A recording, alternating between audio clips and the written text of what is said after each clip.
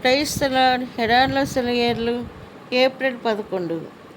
చీకటిలో నేను మీతో చెప్పున్నది మీరు వెలుగులో చెప్పుడి.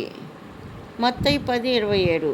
మన దేవుడు మనకి కొన్ని విషయాలు చెప్పాలని మాటిమాటికి మనల్ని చీకటిలోకి తీసుకుపోతున్నాడు.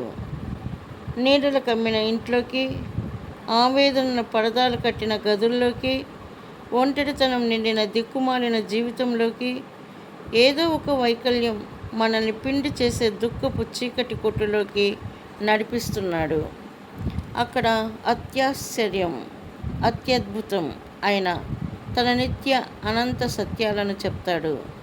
మిడిమిట్లు గొలిపే ఈ లోకపు కాంతి వల్ల గుడ్డివైపోయిన మన కళ్ళకు పరలోకపు నక్షత్ర సమూహాలు కనబడేలా చేస్తాడు.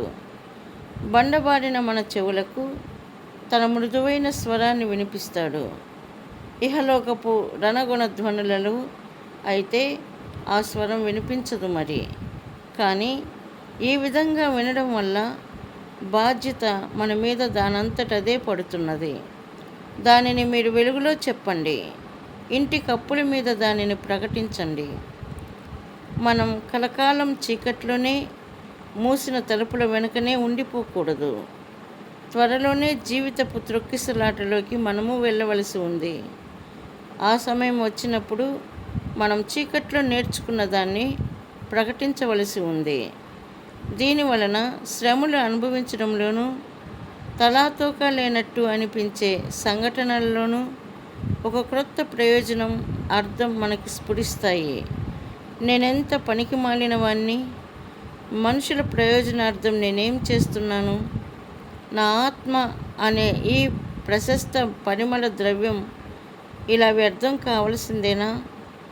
శ్రమలను అనుభవించేవారు ఇలా వాపోతూ ఉంటారు. అయితే వీటన్నింటిలో దేవునికి ఒక పథకం ఉంది. ఆయన వాళ్ళని తనకి సమీపంగా ఎత్తైన కొండల్లోకి పిలిచి ముఖాముఖిగా మాట్లాడుతున్నాడు. వాళ్ళు కొండ దిగి వెళ్ళి ఎదురు చూస్తున్న జన సమూహానికి ఆ సందేశాలను అందించాలి. కొండ మీద మోషే గడిపిన 40 రోజులు, హోరేబులో ఏలియా గడిపిన కాలము, అరేబియాలో పౌలు గడిపిన సంవత్సరాలు వ్యర్థం ఎలా అవుతాయి? విశ్వాస జీవితంలో దగ్గర దారి అంటూ ఏమీ లేదు. దానితో ఒంటరి సంభాషణ, సహవాసము, ధ్యానము ప్రతి ఒక్కరికి తప్పనిసరి. దైవ సన్నిధి అనే శిఖరాగ్రంలో సహవాసము, స్థిరమైన బండ సందుల్లో విశ్రాంతికరమైన నిద్ర విశ్వాస జీవితంలో అంతర్భాగాలు. ఇహలోకపు తాపత్రయాలను అంధకారం కమ్మి ఆకాశతారలు కనిపించే వేళల్లో అనంతము, శాశ్వతము అయిన ప్రపంచాల దర్శనాలను మన ఆత్మలో చూడగలగడం అన్నది అవశ్యం.